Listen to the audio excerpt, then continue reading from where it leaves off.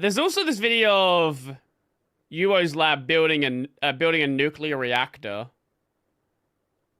It's from like a year ago. Probably breaking a lot of federal laws, but it's fine. Anyway, after 12 years, the Xbox One has finally been hacked. Well, the day has finally arrived. I never thought I would be making a video on this topic, but here it is. The Xbox One, after 12 years of being considered unhackable, has finally been exploited. Wow. Thanks to Marcus Castellan and his new Xbox One Bliss hack. Now, we're going to talk about it more in today's episode and what this potentially could mean for the future. On that note, Sony released their yearly PS3 update. This one didn't break any of the jailbreaks, so you can still use them. It just updated the Blu-ray keys. People have asked why Sony needs to keep updating the Blu-ray keys when like their random Blu-ray player just doesn't need to get an update ever. Most Blu-ray players will, like anything pretty much after the PS3, will actually read the Blu-ray key from the disc. The PS3 didn't do that. So Sony, surprisingly, I guess they must have numbers on how many people still use the PS3. They still just keep updating the Blu-ray keys, so it just keeps working, which I think is actually really cool.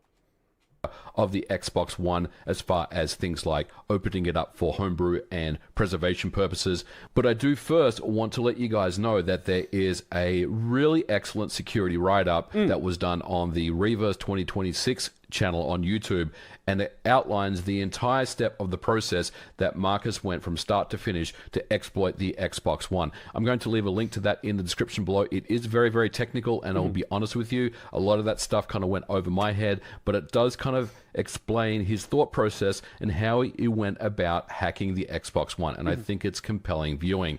So the first thing that I want to talk about is, why did it take so long for the Xbox One to get exploited? Because no one gave a shit about the Xbox One. Honestly, probably a big part of the reason.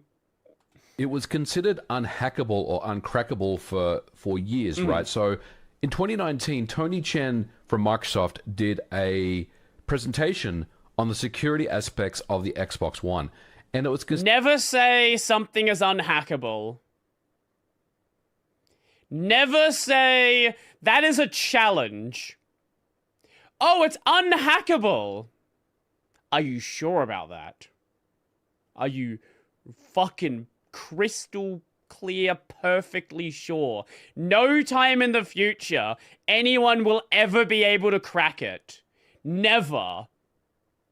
What a stupid thing to say. Considered to be unpenetrable because they ended up really kind of patching all the various weak points that they found on the Xbox 360 and made the system extremely secure. But I do strongly believe that another reason why the Xbox One took so long to be exploited is because of developer mode or dev mode. Now, dev mode is a sandbox that you can pay a subscription to get access to the features to develop your own software on.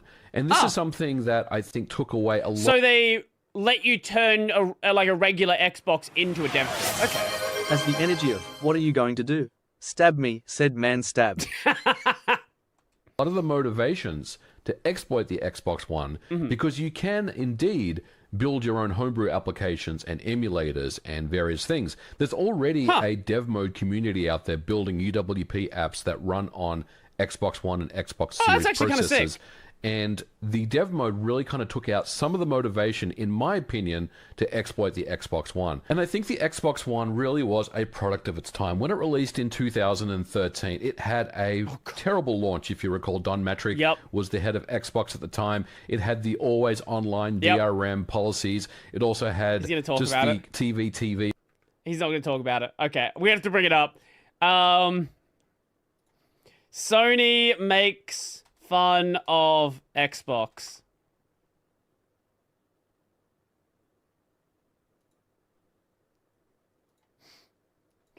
This, I think, is what won so many people over to Sony once again after the PS3.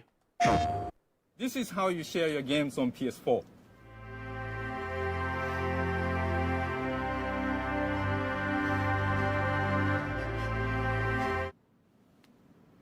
Thanks. PlayStation.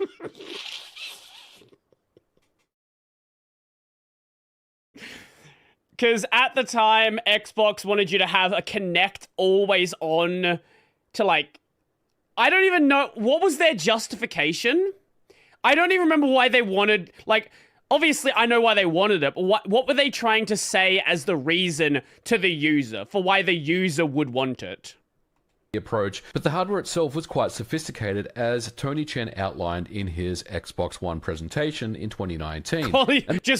Generic quality of life. The big takeaway from that presentation was that the software can be patched at all times, but silicon cannot. And Tony Chen even... Because games required it, because we made the games like that. But why? What if you just didn't make the games like that, but we did make them like that, so you need it? Even noted in his presentation that the only mistake Microsoft could not recover from would be a bug in the boot ROM. But the boot ROM itself contained 0 bugs. Surely! So a software exploit in this caliber is considered impossible. The only way to proceed is to physically attack the boot ROM using a hardware attack. And that's exactly what Marcus did with his Bliss exploit. Now, his approach to exploiting the Xbox One boot ROM was to use a hardware glitch. Now, in the days of the Xbox 360, the RGH hack, it was something that you could basically run on any Xbox 360. You could glitch almost any Xbox 360 out there that had a reset pin, except for the later Winchester motherboards.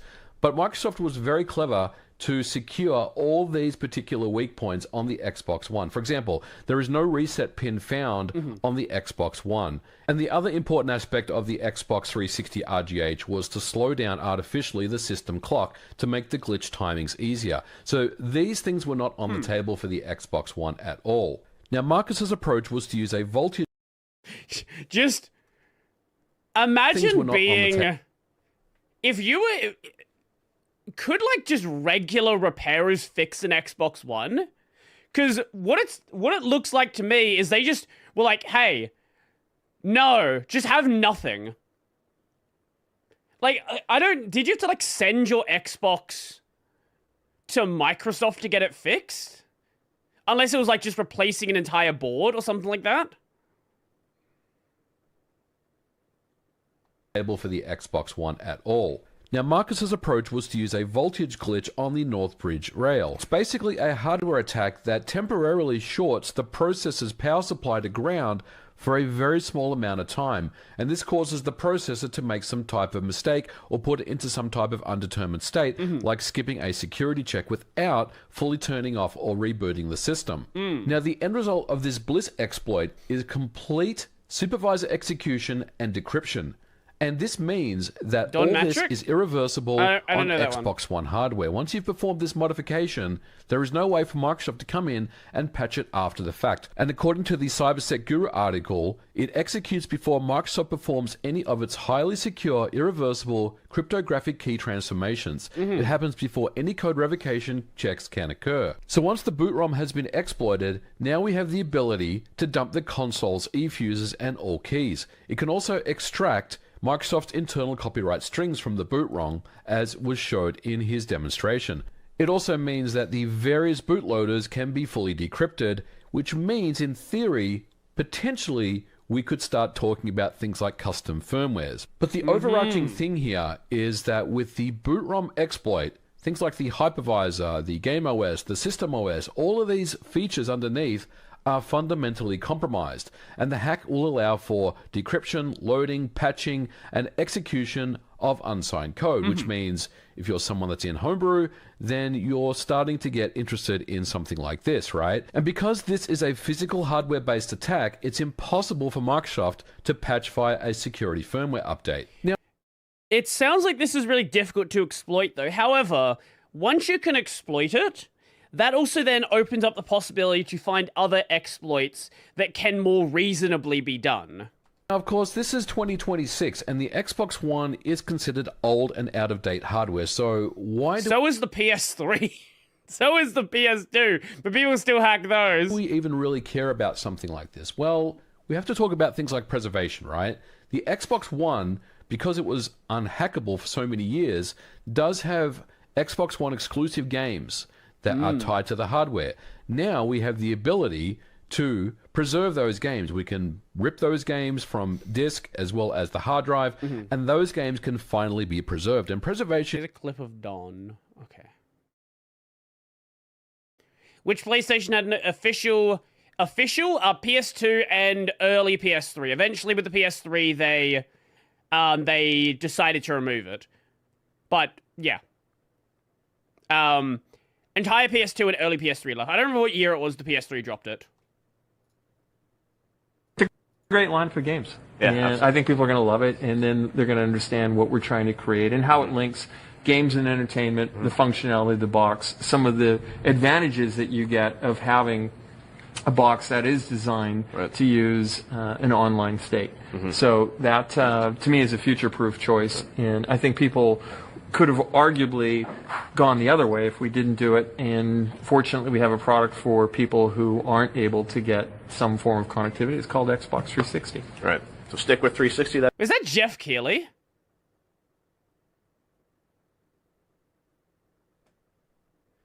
Wait, fuck. Yes, 12 years ago. Jesus fucking Christ, man.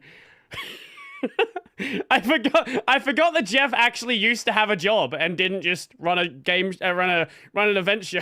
Connectivity is called Xbox 360. Right. So stick with 360. That's your message. If you don't, like it. If you have zero access to the internet, that is an offline device. I mean, you can just hear the fucking.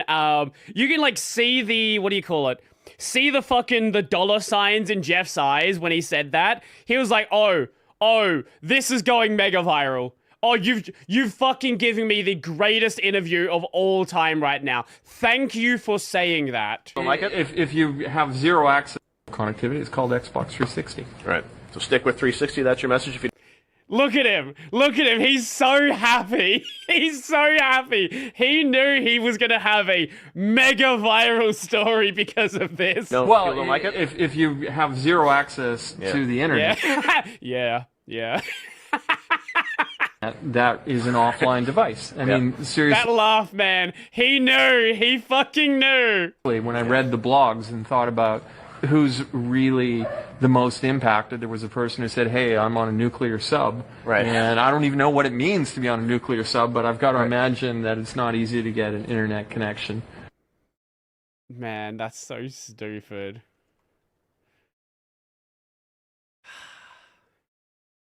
I don't know if anyone... Is anyone here mentioning Jeff? Geoff. I wish that Geoff would have said, or you could get a PS4. That would have been a funny line. Geoff's reaction is priceless. Yeah, he knew he was in for a payday. I just want to get a game, and it came with a figurine. Remember when you bought you got a pre-order, and it came with the game and a bunch of cool shit? That was nice. What a time that was. How I Met Your Mother, what's new on Xbox One, fucking hell. Is a massive thing here when it comes to the Xbox One. But of course, there are other things you can do with an exploited Xbox One in this fashion. Motherboards and corrupted NANDs can be previously restored. You can restore your Xbox One if it became a brick for whatever reason. You can decouple the optical disk drive from the system, which means that you can start replacing the disk drives with other ones. You can also do various MMC replacements. You can also fully restore and reprogram corrupted NANDs. And this is very interesting because Xbox One hardware is starting to show wear and tear, right? We're starting to get to the point where these systems will not start to turn on. They'll start to fail over time. And having the ability to do this is very exciting. It also means that the Xbox One store, which is still online to this day, but eventually, the Xbox One store, like the 360 store, may see its demise at some point in the future. So the ability to now fully decrypt games, applications, and preserve the entire store of Xbox One titles that were tied to the hardware and, basically preserve the 8th generation of gaming is very, very exciting. I think a lot of preservationists out there and archivists and historians are very interested in something like this. So what is required to mod your Xbox One? Well, the first thing is you need a 2013 Xbox One. I'm talking about the VCR models that released early on. So the later Xbox One S as well as the Xbox One X and the Xbox Series consoles are not exploitable. The only one at this point that is exploitable is the 2030. Can I just say, I fucking hate the way Microsoft marketed their devices. How is there like 5 consoles within 2 generations? Why did you have the Xbox One and then the One S and the One X and then you had the Series S and the Series X? Like, what is this? 13 Xbox One VCR. Now, to install and execute a Bliss hack on your Xbox One, theoretically, you only really need a few things. You need a Raspberry Pi Pico or a Teensy. It's only a 3 to 4 wire mod as well, but you also need a basic MOSFET setup on the North Bridge, and you also have to remove some capacitors from beneath this is not a hack most people are doing. the board to allow the voltage to drop to hit the processor cleanly. Now, these types of things obviously would probably shy away a lot of people from modding their Xbox One. I do have an Xbox One VCR, and I am someone that is very interested in performing this modification, but I'm probably going to sit and wait a little bit until this process can be streamlined a bit. Usually when it comes to these types of exploits, when someone does release their exploit, there's always people in the community that come up with more interesting ways to exploit the system. So potentially we may be able to see once you have the known working path, then you can think, okay, if that works, what are some other simpler routes to get to the same destination? type of hardware mod kit that comes out, but I'm definitely interested in doing this myself. Now, you might be asking about the reliability of this glitch. How long does it take to actually glitch your Xbox One if you've installed your hardware mod? Well, the report here says that it could be from a minute to 30 minutes in a research environment. But it is said with proper refinement and by tweaking the glitch parameters, it could possibly see those boot rates drop down to a few seconds. So all of a sudden, this is a very interesting modification to make. And again, this is something that I'm very much interested in doing myself. And I think a lot of people out there that have Xbox Ones that have been waiting for a mod will be very excited about this report. But I'm going to leave it here for today's episode, guys. This was just a quick one. I did want to talk about this because a lot of people reached out to me and said, MVG, you really need to discuss the Xbox One exploit. I will leave various links to everything that I talked about in the description below. But I'm excited. Even though, you know, the Xbox One is long dead and gone these days, having the ability to exploit the system and preserve your games and get access to unsigned code, which is outside of dev mode, which provides you with the full power of the hardware, is very exciting. But what do you guys think? Let me know in the comments below. We're going to leave it here for today's episode. Thank you so much for watching. If you liked it, please don't forget to leave me a thumbs up, and we will catch you guys in the next episode. Bye for now.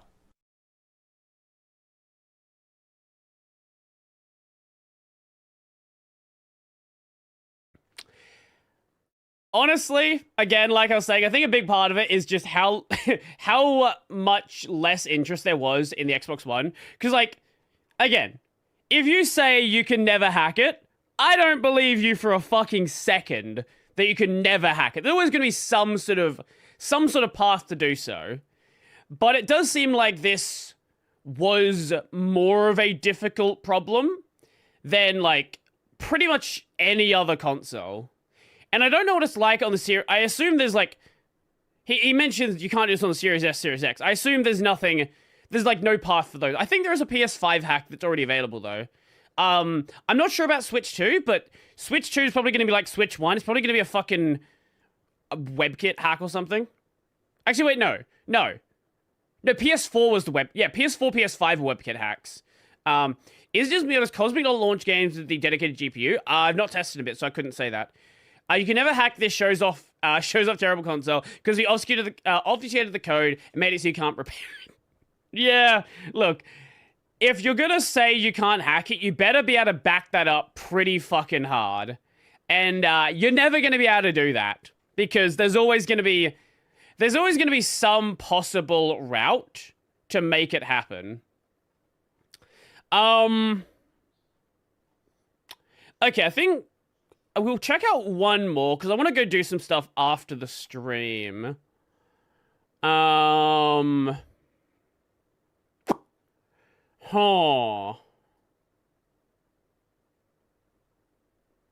could do the, Uwo's Lab one. Like, that's just a easy one to do. Unless the link you sent. Oh, I didn't actually click the link. The man that destroyed Xbox. Ah, yes, that one.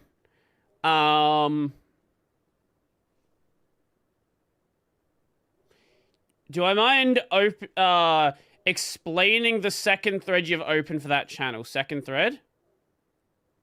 What do you mean? What do you mean? Which one? Under react suggestions? Which one? What? I'm not sure which one you're talking about.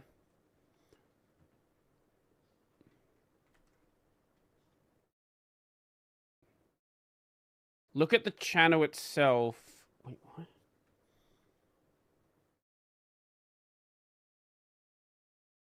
Which one?